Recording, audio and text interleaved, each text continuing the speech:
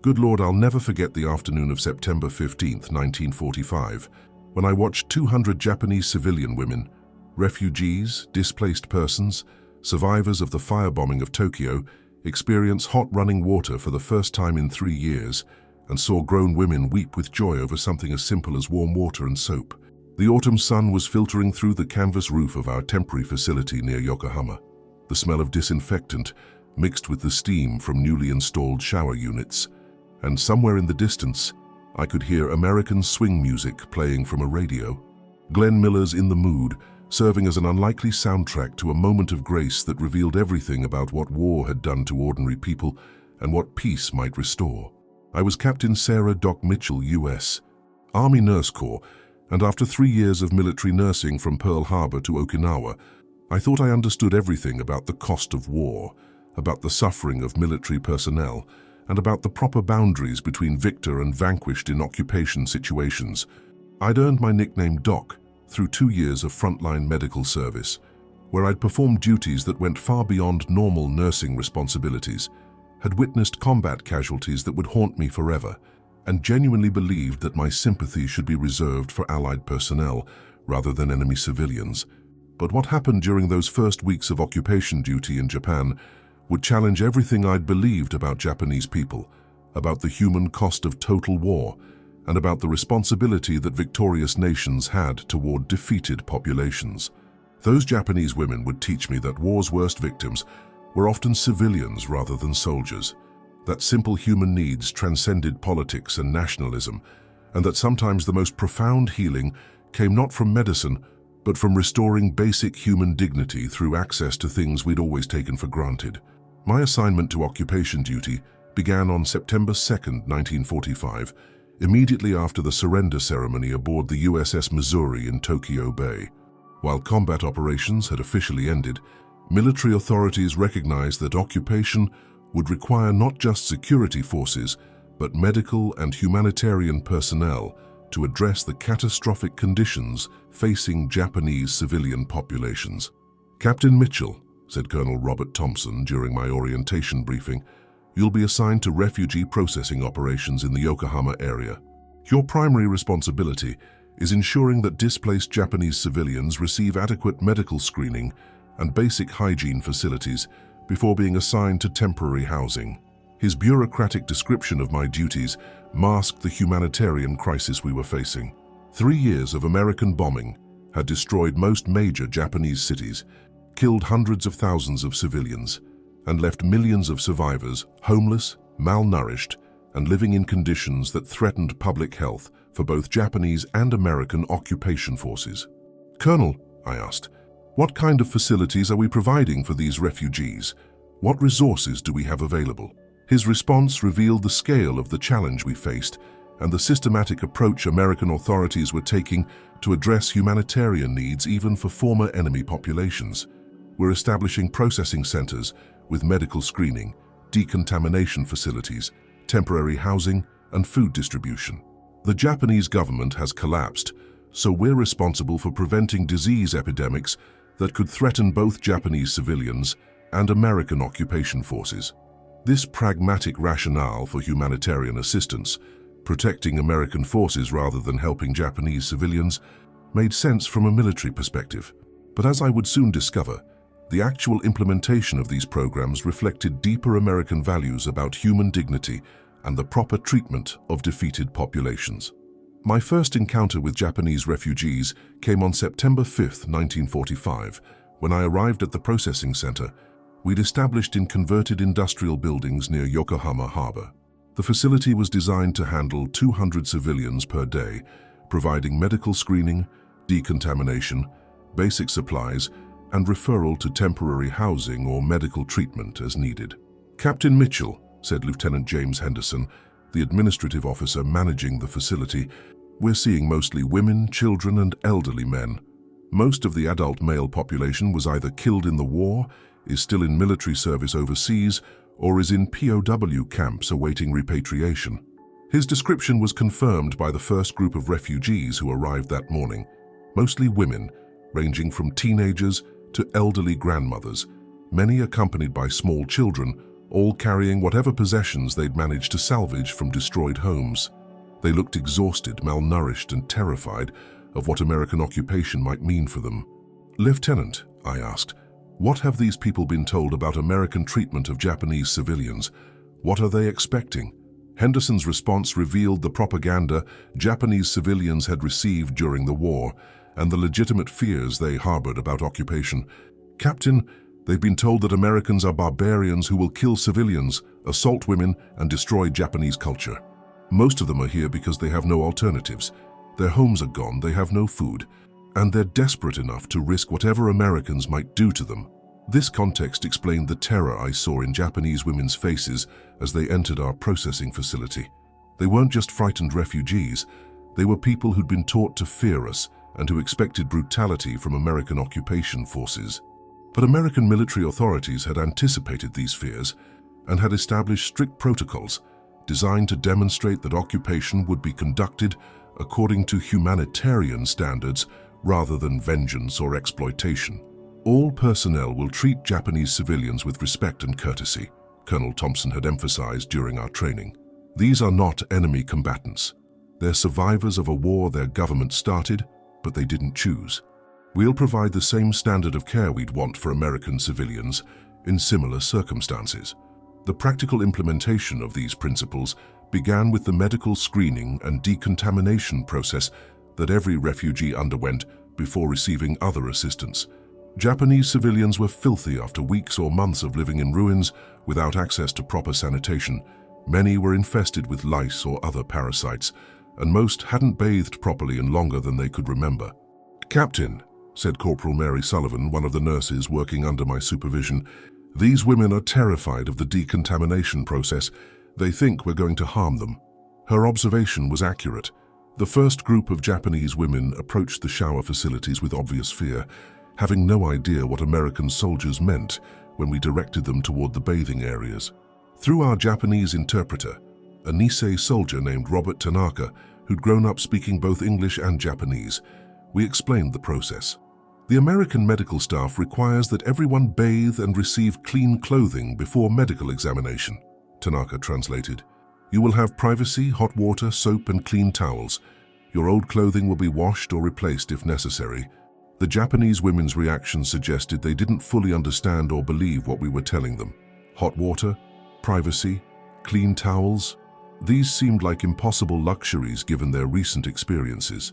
But the moment that would transform my understanding of what war had done to Japanese civilians came when the first group of women entered the shower facility we'd constructed using portable equipment and heating units. As hot water began flowing from the shower heads, the sound of women crying echoed through the canvas-walled structure. "Captain Mitchell," said Corporal Sullivan, "something's wrong. The Japanese women are crying. Should we stop the process?" I entered the shower area to assess the situation and witnessed something that would change my entire perspective on the human cost of war and the nature of American occupation responsibilities. The Japanese women weren't crying from pain or fear. They were crying from overwhelming emotion at experiencing simple comfort they'd been denied for years. "Tanaka," I called to our interpreter, "please ask them if they're all right, if something is wrong with the facilities." Through his translation, I learned that nothing was wrong. Everything was impossibly right. These women hadn't experienced hot running water in 3 years, hadn't had adequate soap for even longer, and had forgotten what it felt like to be truly clean and warm. "Captain," Tanaka translated for an elderly woman who'd been among the first group, "she says she cannot remember the last time she felt clean. Her home was destroyed in March during the Tokyo firebombing. Since then, she's been living in ruins, washing with cold water when she could find any water at all. She thought she would die dirty." The old woman's statement, "I thought I would die dirty," captured the profound deprivation that Japanese civilians had experienced during the war's final years. American bombing had destroyed not just buildings, but the entire infrastructure that made modern urban life possible. Water systems, sewage treatment, heating, fuel, soap production, all had been systematically destroyed or disrupted, leaving Japanese civilians living in conditions that resembled medieval squalor. "These women haven't had hot water in 3 years, I asked Tanaka, trying to comprehend the scale of deprivation. Ma'am, most Japanese civilians haven't had adequate bathing facilities since 1943 at the latest, he explained. Fuel for heating water became impossible to obtain, soap was rationed to nearly nothing, and water systems in major cities were destroyed by bombing. People were doing their best to stay clean using cold water and whatever substitutes for soap they could find. This information forced me to recognize that the simple hot showers we were providing represented the first normal bathing experience these women had enjoyed in years, something that every American took completely for granted. Hot running water, adequate soap, clean towels had become an impossible luxury for Japanese civilians enduring total war conditions. Over the following days, as we processed hundreds of Japanese refugees through our facility, I began to understand the full scope of what 3 years of deprivation had done to these people. They weren't just dirty from temporary displacement, they were suffering from years of inadequate hygiene that had destroyed their health and dignity. Many women had skin conditions from prolonged uncleanliness, parasitic infections from contaminated water, and psychological trauma from living in filth they couldn't remedy, regardless of their efforts. The simple act of providing hot showers and clean clothing wasn't just about physical cleanliness. It was about restoring human dignity that had been systematically destroyed by years of total war. But what affected me most profoundly was witnessing Japanese women's reactions to experiencing this basic human comfort again. After the initial tears, most women spent far longer in the showers than necessary from a pure cleanliness perspective. They were savoring the experience of warm water, using soap properly, feeling genuinely clean for the first time in years. "Captain," observed Lieutenant Henderson, "the Japanese women are averaging 45 minutes in the showers. That's much longer than we'd planned for. Should we implement time limits?" His practical suggestion made sense from an operational efficiency perspective. We needed to process 200 people daily, and extended shower times would create bottlenecks. But something about the women's emotional responses made me reluctant to impose strict time limits on this experience. Let them take the time they need, I decided. We'll adjust our processing schedule if necessary. These women have been deprived of this basic comfort for 3 years. We can afford to let them enjoy it properly. This decision reflected evolving American occupation policies that prioritized humanitarian concerns over bureaucratic efficiency. We weren't just processing refugees according to standardized procedures. We were restoring human dignity to people who'd been systematically dehumanized by years of war and deprivation. The transformation in Japanese women after bathing was remarkable and revealed how much their previous condition had affected not just physical health, but psychological well-being. Women who'd entered our facility looking defeated and hopeless emerged from the showers looking human again, clean, warm, wearing fresh clothing, able to hold their heads up with dignity restored. "Tanaka," I said to our interpreter after observing this pattern repeatedly, "please tell the women that they can use as much hot water as they need, that we have adequate soap and towels, that they don't need to rush." His translation created visible relief among the women waiting for their turn in the showers. They'd been rationing and conserving for so long that the idea of using resources without strict limits seemed impossible. But American abundance made such generosity routine rather than exceptional. We had unlimited hot water from our heating systems, adequate soap from American supply chains, and enough clean towels that we could provide fresh ones to every refugee. What seemed like miraculous luxury to Japanese civilians was standard American logistical capability operating at normal capacity. This disparity between Japanese deprivation and American abundance forced me to recognize the enormous gulf separating victorious and defeated nations in terms of basic living standards. While American civilians had endured rationing during the war, they'd never experienced the kind of absolute deprivation that Japanese civilians suffered during the final years of conflict. "These women have been living like medieval peasants," I wrote in my report to Colonel Thompson, while American civilians at home complained about butter rationing and gasoline shortages. The difference between American and Japanese wartime experiences is so vast that we can barely comprehend what these people have endured. But beyond just physical deprivation, the Japanese women's reactions to hot showers revealed psychological trauma from years of living without basic human comforts. Many women seemed unable to believe that the hot water and soap were really available without restrictions, that they could use as much as they needed, that Americans weren't going to punish them for using resources. "Captain," Tanaka translated for a middle-aged woman named Keiko Yamamoto. She asks if she must pay for the soap and hot water. She wants to know how much she owes for using these facilities. The question revealed Japanese wartime conditions, where everything had been strictly rationed and nothing was available without payment or official authorization. The concept of free access to basic hygiene facilities seemed impossible to people who'd spent years having every aspect of their lives controlled by military authorities, managing scarce resources. Please tell Mrs. Yamamoto that these facilities are provided free of charge by American military authorities, I instructed Tanaka. She owes nothing. All refugees receive the same services regardless of ability to pay. This principle of universal access to basic services, regardless of economic status, reflected American democratic values that Japanese civilians had never experienced under their militaristic government. Even before the war, Japanese society had been hierarchical, with resources distributed according to social status rather than universal human need. The deeper significance of our shower facilities became apparent through conversations with Japanese women about their wartime experiences and their gradual understanding that American occupation might be different from what they'd been taught to expect. "Captain Mitchell," said Mrs. Yamamoto through Tanaka's translation during her medical screening, "I was told that Americans would treat Japanese people cruelly, that we would be starved and abused. Instead, you give us hot water and soap and clean clothing. Why are you kind to your enemies?" Her question forced me to articulate principles about American values and occupation policy that I'd never consciously considered before. "Mrs. Yamamoto, America didn't fight this war because we hate Japanese people. We fought to defeat Japanese militarism and end aggression. Now that the fighting is over, Japanese civilians aren't our enemies. They're people who need help rebuilding their lives and their country."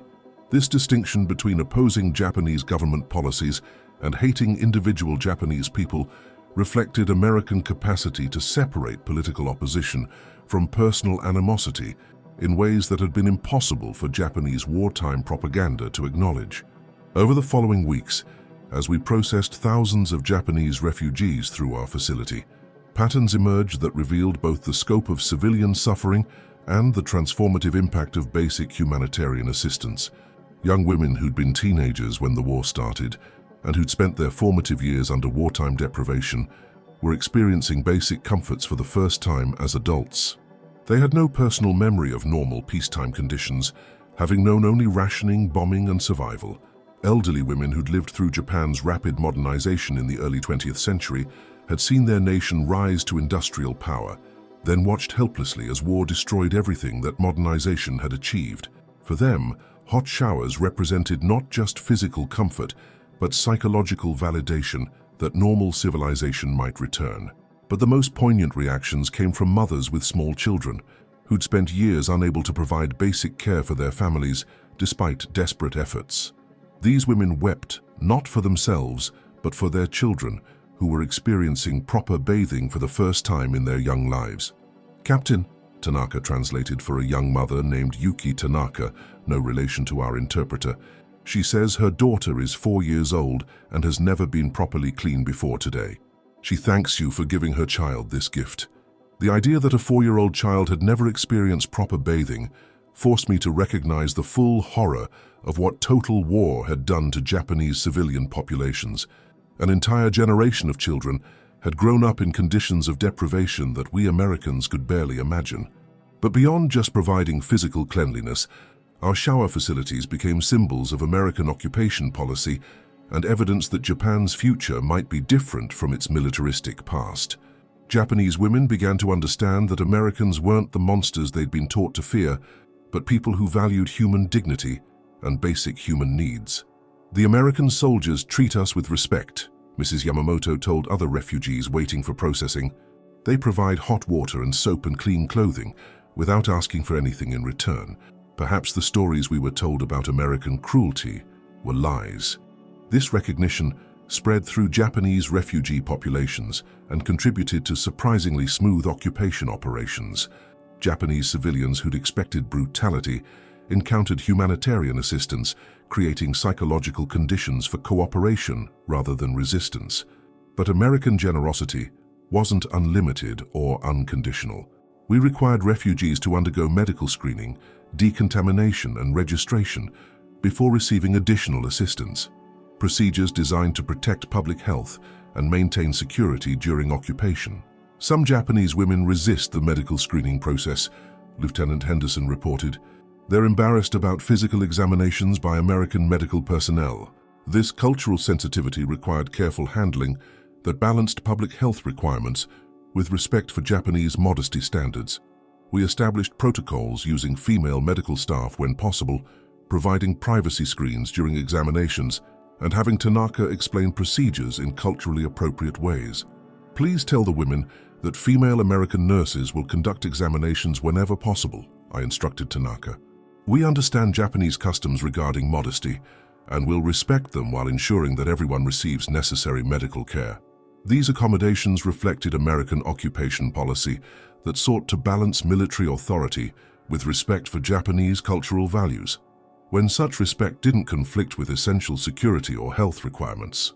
The most profound moment in my understanding of what hot showers meant to Japanese women came through a conversation with an elderly woman named Hana Sato, who'd survived the firebombing of Tokyo and had been living in ruins for 6 months before reaching our facility.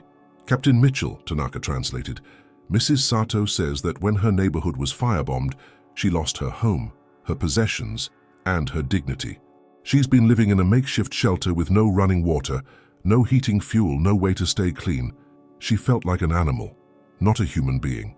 The old woman continued through Tanaka's translation, describing how loss of basic hygiene had been almost as traumatic as losing her home.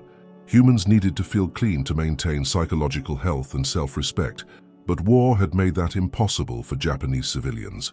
Today, when hot water touched my skin, I remembered what it felt like to be human, Mrs. Sato said through Tanaka. The Americans have given me back my dignity, along with soap and hot water. Her statement captured the deeper significance of what we were providing. Physical cleanliness was important, but psychological restoration of human dignity was even more crucial for people who'd been systematically dehumanized by years of wartime deprivation. This recognition influenced how I supervised our facility operations and trained other medical personnel in treating Japanese refugees with respect and compassion rather than just processing them efficiently. These aren't just refugees or former enemies, I told my nursing staff during a meeting. They're human beings who've suffered tremendously and who deserve to be treated with dignity and kindness. The hot showers we provide are more than just hygiene. They're restoring these women's sense of human worth. This philosophy reflected evolving American occupation policy that emphasized reconstruction and rehabilitation rather than punishment or exploitation of defeated populations. By October 1945, we'd processed over 8,000 Japanese refugees through our facility, providing hot showers, clean clothing, medical care, and referrals to temporary housing or employment. The patterns we observed confirmed that basic humanitarian assistance could transform relationships between former enemies and create conditions for successful occupation. Japanese women who'd initially feared American soldiers began to view us as helpers rather than conquerors. Refugees told others about American generosity, spreading information that countered Japanese wartime propaganda and built support for occupation policies. But perhaps most importantly, the experience of providing hot showers to thousands of Japanese women changed my understanding of who deserved sympathy and assistance during post-war reconstruction. I came to Japan expecting to treat American personnel and viewing Japanese people as defeated enemies, I wrote to my mother in November 1945. Instead, I've learned that war's worst victims are often civilians who had no choice about the conflicts their governments created. These Japanese women deserve our help, not because they were allies, but because they're human beings who suffered terribly. This transformation in attitudes wasn't unique to me. Many American personnel serving in occupation duties experienced similar changes in perspective as they encountered ordinary Japanese people and recognized their common humanity beneath cultural and linguistic differences. My time in Japan continued through March 1946, providing ongoing opportunities to observe how basic humanitarian assistance influenced occupation success and post-war reconstruction.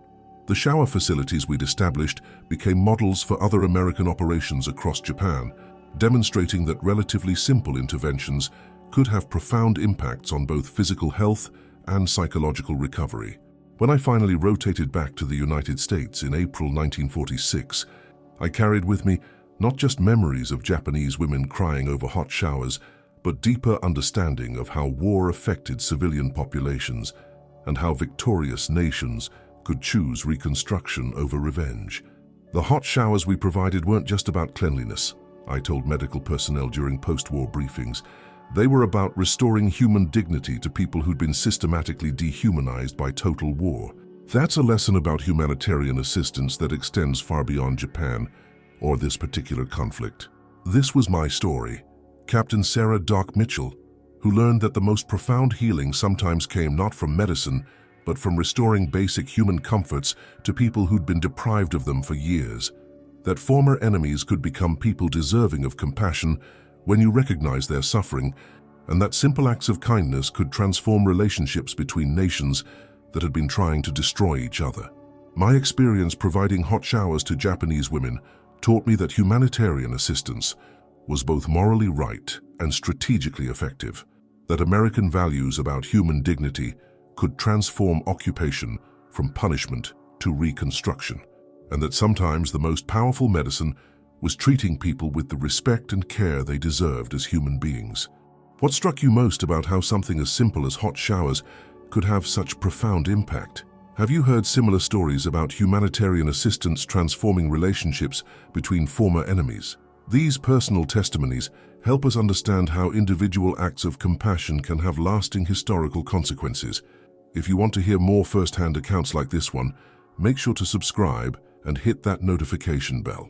Tomorrow, we'll be sharing the story of Lieutenant Colonel Robert Patterson, who discovered how American abundance could become a tool for building lasting peace. These voices from the past deserve to be heard. Let's make sure their stories live on.